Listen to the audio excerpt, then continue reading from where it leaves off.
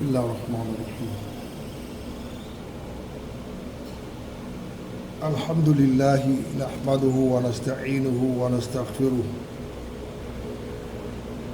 ونؤمن به ونتوكل عليه ونعوذ به من شرور أنفسنا ومن سيئات أعمالنا. من يهده الله فهو المهتد ومن يضلل فلن تجد له وليا مرشدا. الحمد لله رب العالمين، شرع لنا دينا قويما وهدانا صراطا مستقيما، وأسبغ علينا نعمه ظاهرة وباطنة، وهو اللطيف الخبير. وأشهد أن لا إله إلا الله وحده لا شريك له، ولي الصالحين وخالق الخلق أجمعين ورازقهم، فما من دابة في الأرض إلا على الله رزقها ويعلم مستقرها ومستودعها، كل في كتاب مبين. وأشهد أن نبينا ومحمدا عبد الله ورسوله، أرسله الله رحمة للعالمين، فشرح بها الصدور وأنار به العقول وفتح به أعيننا عميا وآذانا سمة وقلوبا غلفة، فجزاه الله عنا أفضل ما جزى به نبيا عن أمته. ورضي الله عن الصحابة الطيبين وعمن تبعهم بإحسان إلى يوم الدين. فيا معشر المسلمون، فأوصيكم ونفسي بتقوى الله سبحانه وتعالى، فإنها الأمن عند الخوف والنجاة عند الهلاك. بها يشرف المرء وينبل، وبالنهي عنها يضل العبد ويسهل، وهي وصية الله للأولين والآخرين. فاتقوا الله يا أولي الألباب لعلكم تفلحون. يقول الله سبحانه وتعالى: قل إن الموت الذي تفرون منه فإنه ملاقيكم ثم تردون إلى عالم الغيب والشهادة وينبئكم بما كنتم تعملون. صدق الله العلي العظيم. Ndugu zangu katika Uislamu, na kuhusieni sawa nami ndavyoihusia nafsi yangu kumcha Allah subhanahu wa ta'ala.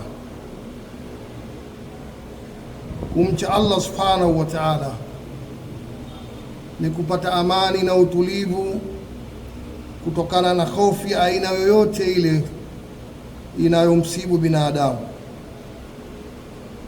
Kumcha Allah subhanahu wa ta'ala ni kujiokoa katika maangamivu,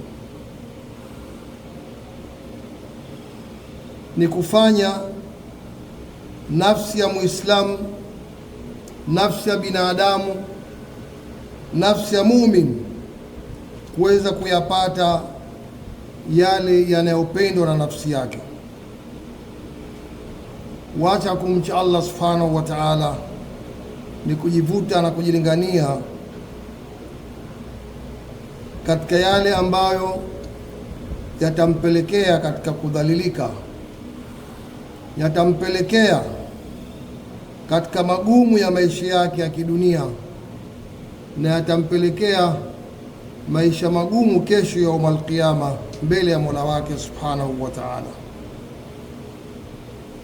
Kumcha Allah subhanahu wa ta'ala ni wasia ulio na tarehe za nyuma kabisa tokea ulimwengu ulipoumbwa na binadamu kuwekwa kuwa ni khalifa wa Mwenyezi Mungu subhanahu wa ta'ala katika ardhi hii, kuyatawalia yale ambayo anayataka Allah subhanahu wa ta'ala yaendeshwe kwa njia hii ya kibinadamu. Tumche Allah subhanahu wa ta'ala.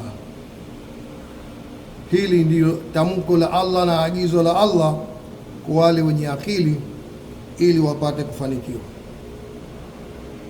Ndugu zangu katika imani, amesema Allah subhanahu wa ta'ala katika kitabu chake kitukufu, qul innal mauta alladhi tafirruna minhu fa innahu mulaqikum thumma turadduna ila yawmil qiyamah thumma turadduna ila alimil ghaibi wash shahada fayunabbiukum bima kuntum ta'malun. Ndugu zangu watukufu, hakuna jambo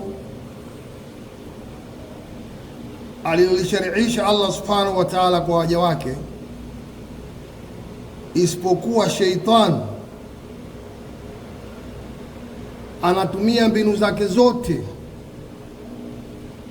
kuweza kuyapiga vita yale ambayo ameamrisha Allah subhanahu wa ta'ala, ikiwa ndiyo ahadi aliyoiweka mbele ya Mola wake. Wala hajali yeye kama atafanikiwa kwa mafanikio mafupi au atafanikiwa kwa mafanikio ya muda mrefu. Anachojali ni kuhakikisha kwamba anamghururi binadamu, anamtia wasiwasi binadamu, hususan mu'min, asiweze kutekeleza yale ambayo anayasoma au anafundishwa kutoka katika kitabu cha Allah subhanahu wa ta'ala na mafundisho mema ya mtume wetu Muhammad sallallahu alayhi wasallam. Ndugu zangu, katika hayo ambayo sheitan anatughururi, anatupoteza, anatuhangaisha na kuzisumbua akili zetu, ni pale mmoja wetu alipotangulia katika maisha ya akhira. Alimghururi binadamu huyo asiweze kuyafanya kwa ukamilifu yale ambayo Mola subhanahu wa ta'ala ameandika kwake, ameyafaradhishwa kwake, yale ambayo amejifunza katika mwenendo mwema wa mtume wake Muhammad sallallahu alaihi wasallam. Baada ya kuondoka duniani, anajaribu na anafanya ushawishi kwa kila hali asipate rehma ambazo zimeandikwa vile vile na Mola wake kwake yeye kutoka kwa ndugu zake Waislamu.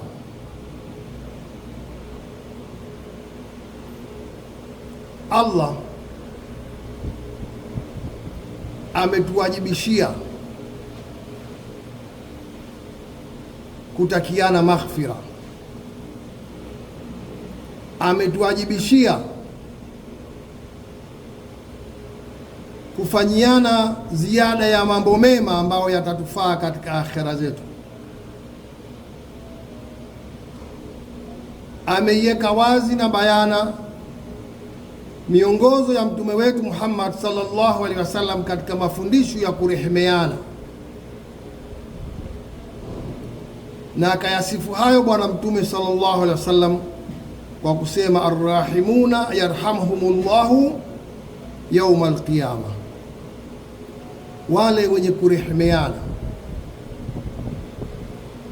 atawarehemu Mola wao mtukufu siku ya Kiyama. Arrahimuna, wale wenye kurehemeana, wenye kuoneana huruma, wenye kutendeana mema. Yarhamhumullahu, atawarehemu na wao Mola wao yauma alqiyama. Sasa rehma hizi ambazo tunatakiwa tujitahidi kufanyiana, kuombeana, Sheitan anajaribu kutumia nguvu zote na silaha zake zote alizonazo za ushawishi ili haya yatoke katika nyoyo zetu.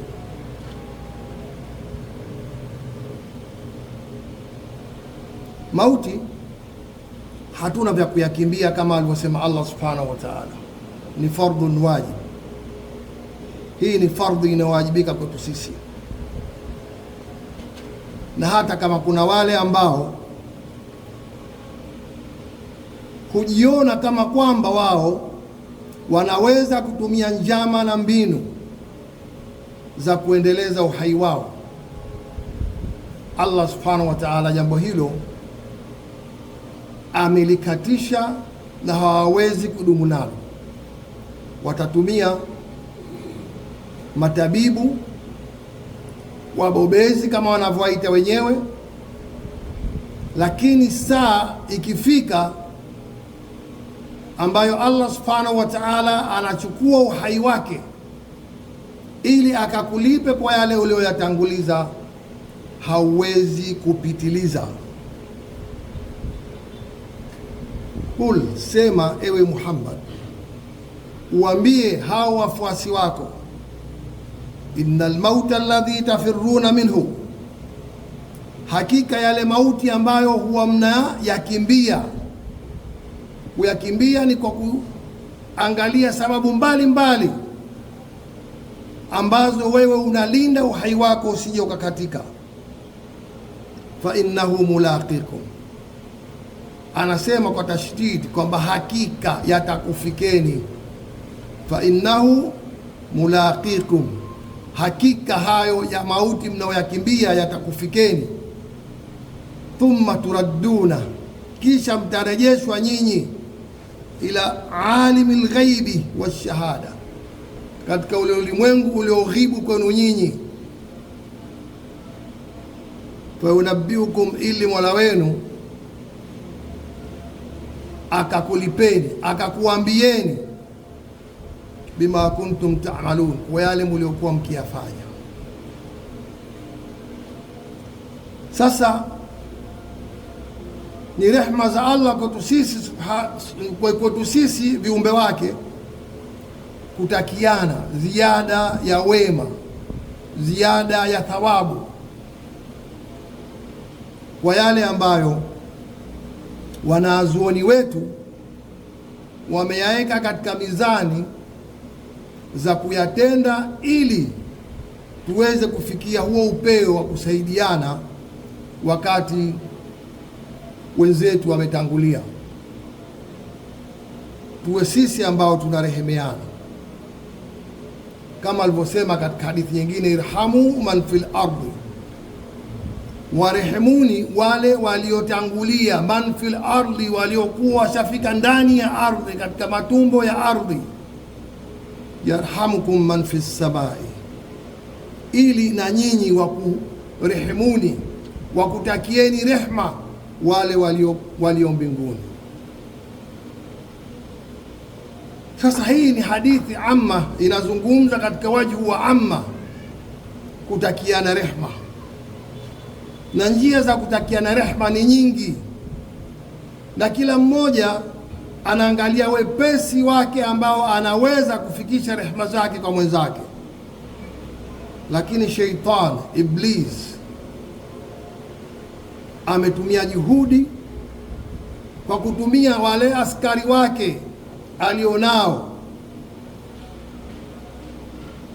kwa kuipamba ndimi zao, kwa kuwapa nguvu za ushawishi kuonekana haya hayafai, yakaingizwa katika bid'a, na wenyewe wakajipamba akasema hayo hayafai, ni bid'a ad-dalala, ni bid'a ya upotofu hiyo. Wa anna laisa lilinsani illa ma saa, wanatumia hiyo hoja kwamba hakuna kitakachomfaa binadamu isipokuwa kile alichokitanguliza yeye mwenyewe. Wa anna laisa lilinsani kwamba hakuna chochote kitakachomfaa binadamu illa ma saa, isipokuwa kile alichokitanguliza yeye mwenyewe. Sasa ni mafhumu ambayo wanafahamu vile ambavyo wao wanaona ni haki kwao kufahamu, lakini tujaribu kuona sisi Waislamu, sisi waumini, sisi ambayo bado uhai wetu unaendelea, kwamba shida kubwa walionayo walioko ndani ya matumbo ya ardhi ni zile rehema zetu na ile kuwatakia wao msamaha.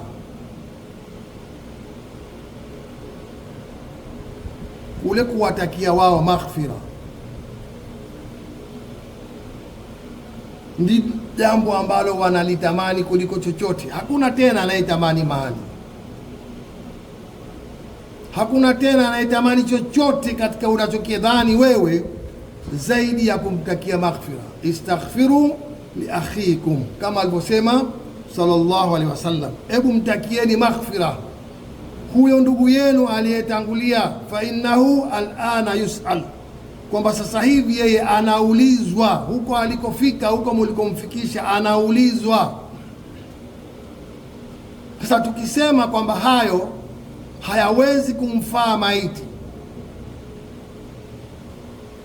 sijui tutakuwa tunakwenda vipi na yale mafundisho ya Bwana Mtume sallallahu alaihi wasallam.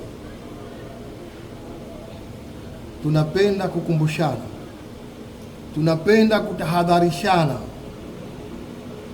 kwamba kitu ambacho anakitamani mwenzetu aliyetangulia katika tumbo la ardhi ni dua zetu, ni rehma zetu, ni yale tunayotasaddaq kwa wao. Ukasoma Qur'ani,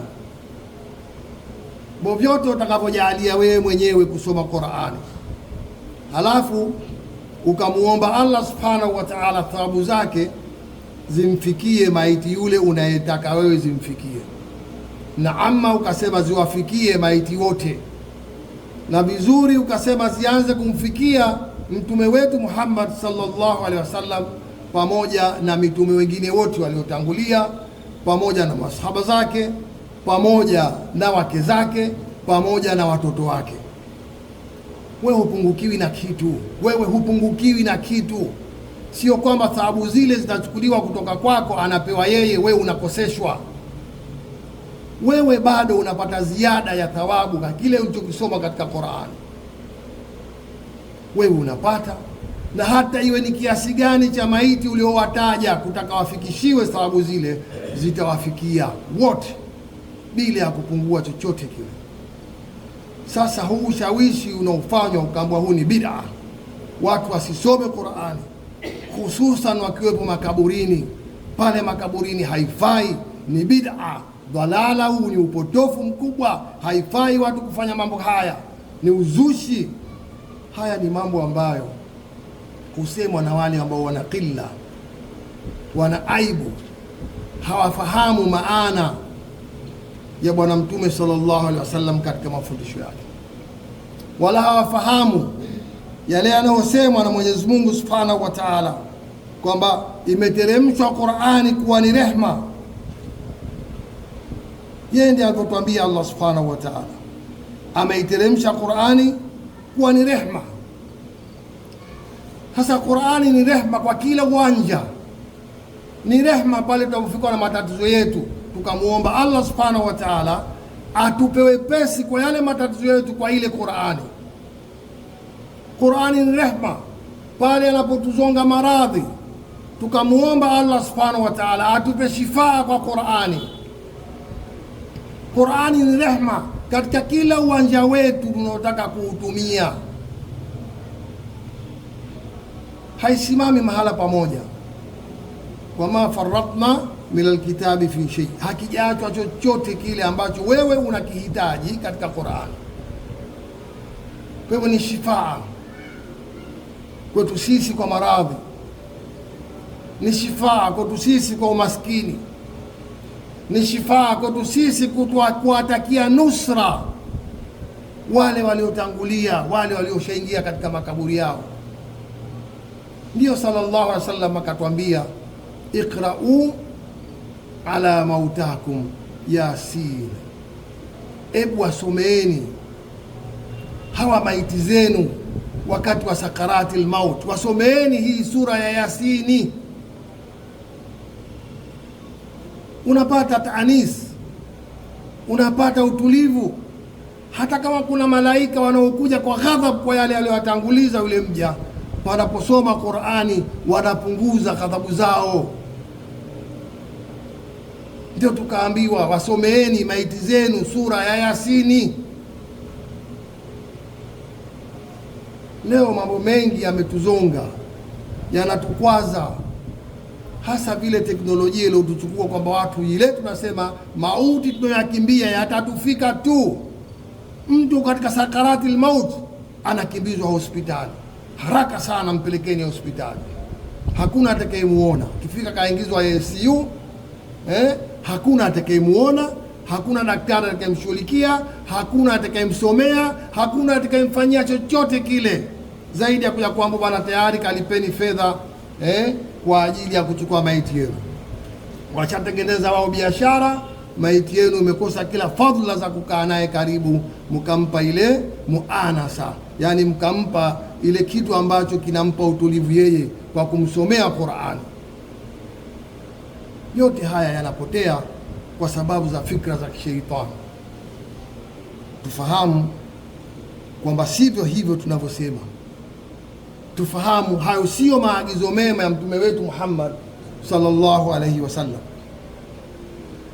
Yeye alituamrisha pale tutapozika maiti yetu, twende tuseme wakati wa kumwingiza, bismillahi wa ala millati rasulillah. Tunayafanya haya kwa jina la Allah subhanahu wa ta'ala na kwa mila ya mtume Muhammad sallallahu alaihi wasallam. Alafu akatwambia tutumie kila aina ya upole, kila aina ya upole akatwambia tutumie, kwa sababu maiti anaudhika na anaumia. Lazima tuende kwa upole sana katika kuyafanya yale yaliyopo katika kumfanyia maiti wakati wa kumstiri. Sio wale wanaokaa wakipiga kelele, jamani mwatuchelewesha, mwatuchelewesha. Unaona hasara wewe kutoa ubao unaoweza kumfunika maiti wako, unakwenda kuchukua Cyprus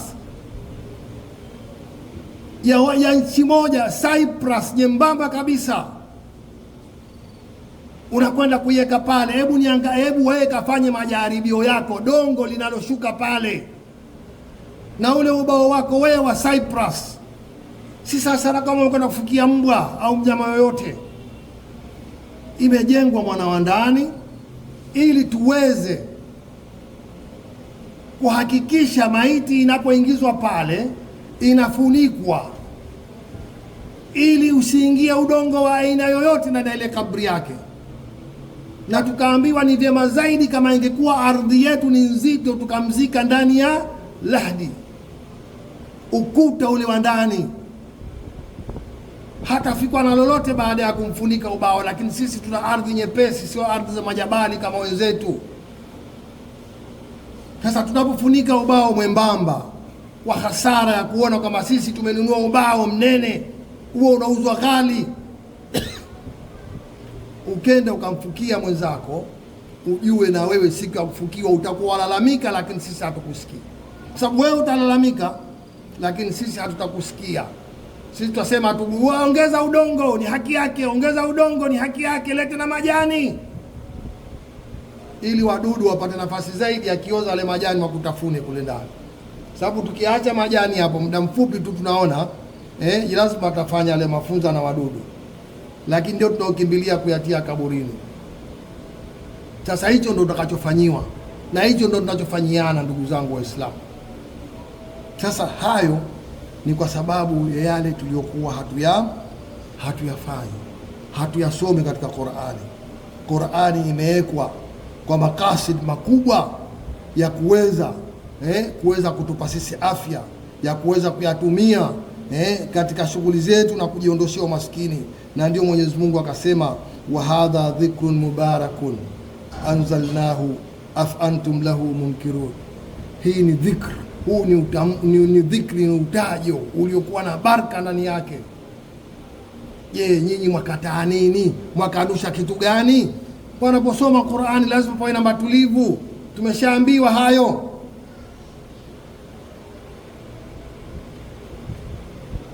Lazima tuone fikra za kampeni zinazofanywa hazitusaidii.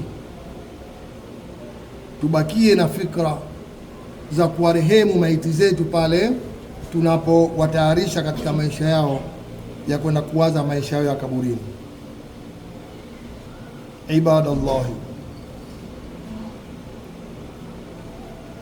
Allahu tabaraka wa taala yaqul wa huwa asdaqul qailin wa idha quri'a alaykumul Qur'an fastami'u lahu wa ansitu la'allakum turhamun wa qala azza min qailin alim fa idha qara'ta al-Qur'ana fasta'idh billahi minash shaitanir rajim. A'udhu billahi minash shaitanir rajim. يا أيها الذين آمنوا اتقوا الله وقولوا قولا سديدا يصلح لكم أعمالكم ويغفر لكم ذنوبكم ومن يطع الله ورسوله فقد فاز فوزا عظيما. بارك الله لي ولكم في القرآن العظيم ونفعني وإياكم بما فيه من الآيات والذكر الحكيم. أقول ما تسمعون وأستغفر الله لي ولكم ولجميع المسلمين من كل ذنب فاستغفروه إنه هو الغفور الرحيم. أدعو الله وأنتم موقنون بالإجابة.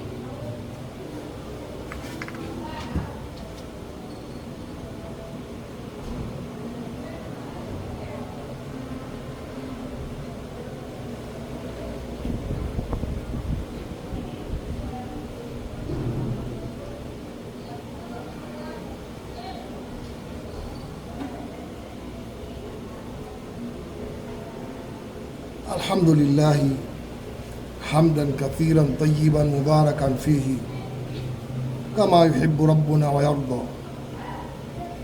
وأشهد أن لا إله إلا الله وحده لا شريك له وأشهد أن محمدا عبده ورسوله صلى الله وسلم وبارك عليه وعلى آله وأصحابه والتابعين لهم بإحسان إلى يوم الدين. فأوصيكم أيها الناس ونفسي بلزوم التقوى الله حق التقوى والاستمساك من الإسلام بالعروة الوثقى. ألا إن أولياء الله لا خوف عليهم ولا هم يحزنون. أما بعد، معشر الإخوة المؤمنين, yamepokelewa kutoka kwa Bwana Mtume sallallahu alaihi wasallam na wanazuoni wetu wakubwa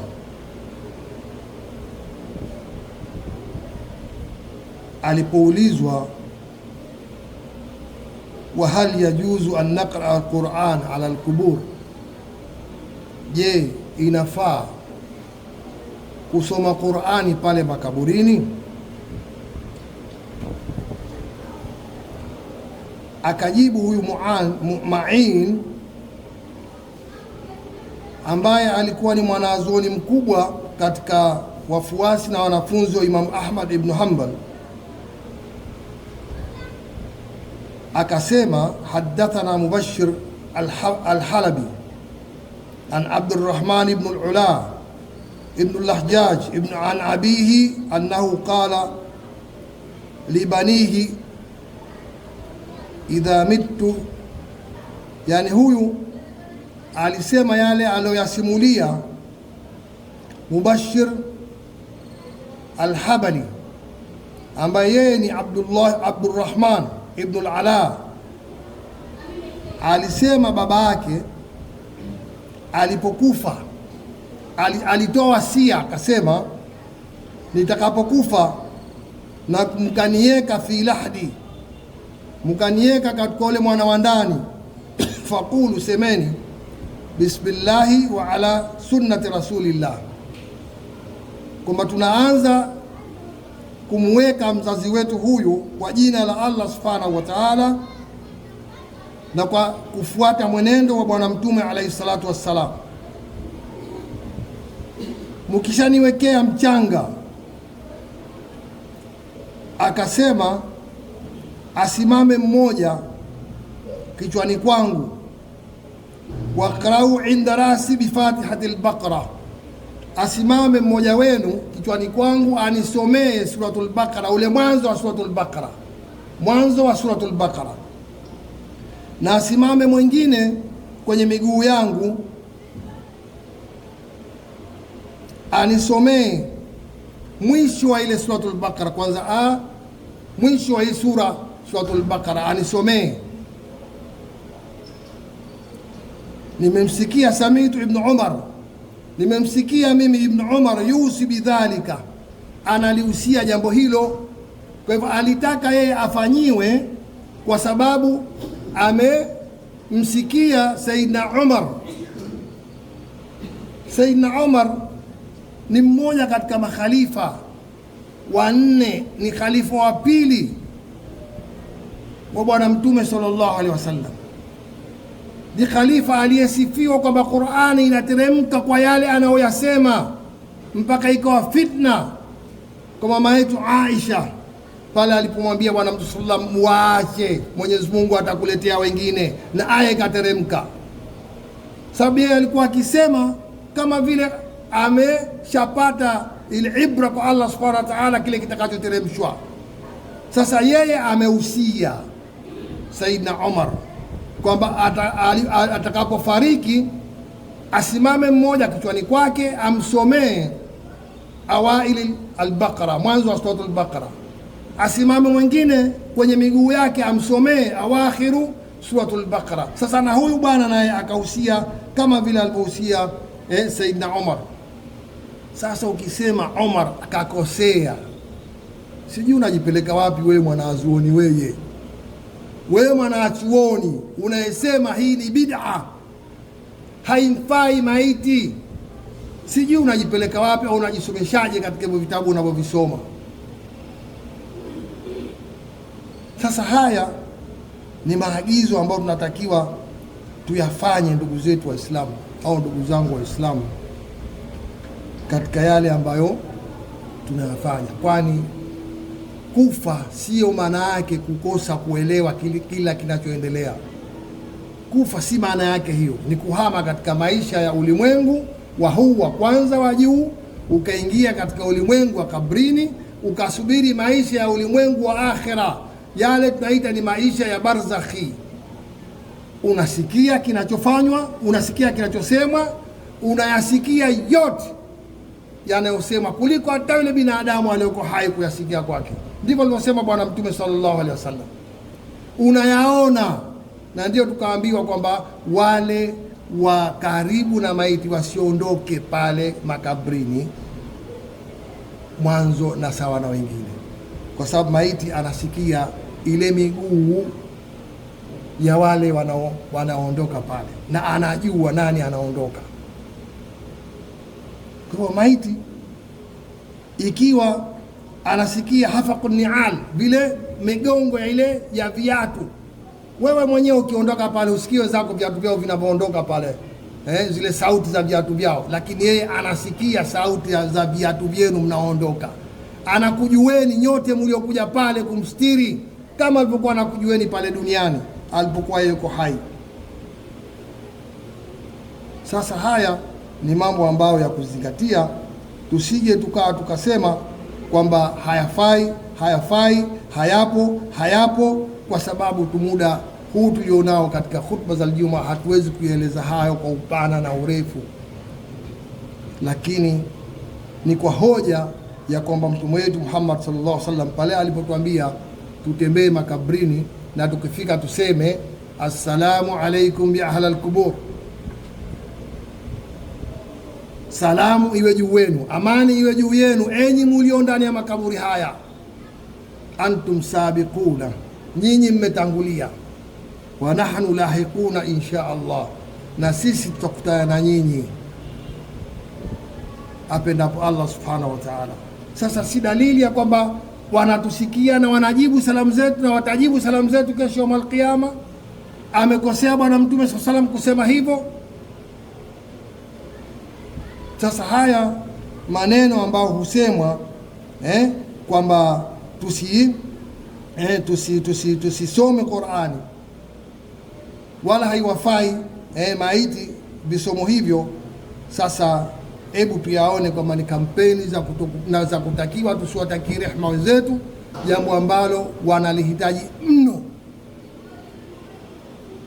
Wewe umeambiwa na Qur'ani useme rabbi ighfirli waliwalidayya walilmu'minina yawma yaqumul hisab, ewe Mola nisamehe mimi, wasamehe na wazazi wangu.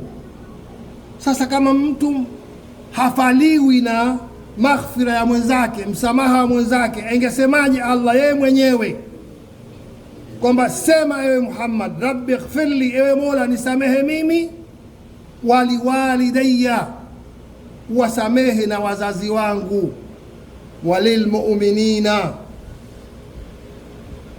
na wasamehe waumini, yauma yaqumul hisab. Na aya ni nyingi zinazozungumza habari hiyo, na yeye mwenyewe katwambia kwamba lazima tuseme pale baada ya kumzika, kwa maana anasema sasa hivi anaulizwa istaghfiru li akhikum was'alu lahu at-tathbit, na muombeeni tathbit, yale anaulizwa, maswala anaulizwa aweze kuyajibu sawa sawa. Wewe unasema hapana kusoma talqini, anaisikiaje maiti talqini? Kama una haraka zako za kurudi katika maisha yako, kwenda kutafuta machumo yako na kufanya mabalaa yako, huna haraka, huna haja kuwahimiza wengine waondoke na wao, wachi wamtakie maiti yao yale ya khair. Na hili liendelezwe kila wakati, sio kwamba watu lazima wakati wa kukusanyika tu ndio wasome Qur'ani kwa kumtakia maiti. Hili linatakiwa kila wakati. Tukimaliza kuswali tunaombeana dua, na dua tumefundishwa za aina tofauti tofauti, na katika haya yanamhusu maiti tumefundishwa tustakiane istighfar. Alikatazwa Nabii Ibrahim kulifanya hilo kwa wazazi wake tu, kwa sababu yeye Allah subhanahu wa ta'ala aliona kwamba wale hawafai, na sisi ndio tukakatazwa tusiwaombee waliokuwa si Waislamu. Lakini man shahida la ilaha illa Allah Muhammadan Rasulullah, ni haki yako wewe kumtakia dua. Sasa usifilisike ukaambiwa kwamba haifai, haimsaidii. Huyo anayesema maneno hayo anatakiwa arudi akasome, atafakari, afahamu kile anachokisema, asiongozwe tu na sheitani kwa kuisoma hadithi alafu mwalimu wake akamwambia hivyo. Huyu sheitani ndio kazi yake hiyo anayoifanya, ili sisi tusitakiane rehma baada ya kuondoka duniani. Ni wajibu wetu na ni jambo la wajibu kutakiana rehma baada ya mmoja wetu kutangulia. Faqad amara Allahu ya ibadallahi biamrin bada fihi binafsihi wa thanna bimalaikatihi almusabbahati biqudsihi wa ayyah bikum ayyuha almu'minun faqalla jalla wa ala ya ayyuha alladhina amanu sallu alayhi wa sallimu taslima. اللهم صل على سيدنا محمد وآله وصحبه وسلم. اللهم صل وسلم وزد وبارك على عبدك ورسولك محمد صلى الله عليه وسلم، صاحب الوجه الأنوار والجبين الأزهر، وارض اللهم عن خلفائه الأربعة أبي بكر وعمر وعثمان وعلي، وعن سائر صحابة نبيك محمد صلى الله عليه وسلم، وعن التابعين ومن تبعهم بإحسان إلى يوم الدين، وعنا معهم بعفوك وجودك وكرمك يا أرحم الراحمين. اللهم أعز الإسلام والمسلمين واخذل الشرك والمشركين، وانصر دينك وكتابك وسنة نبيك وعبادك المؤمنين، وفرج همنا وحمومنا وحموم المسلمين، ونفس كرب المكروبين، واقض الدين عن المدينين، واشف مرضانا ومرضى المسلمين برحمتك يا أرحم الراحمين. اللهم نسألك يا الله الثبات في الأمر يا ذا الجلال والإكرام. ربنا آتنا في الدنيا حسنة وفي الآخرة حسنة وقنا عذاب النار. سبحان ربنا بالعزة عما يصفون وسلام على المرسلين وآخر دعوانا الحمد لله رب العالمين وأقم الصلاة.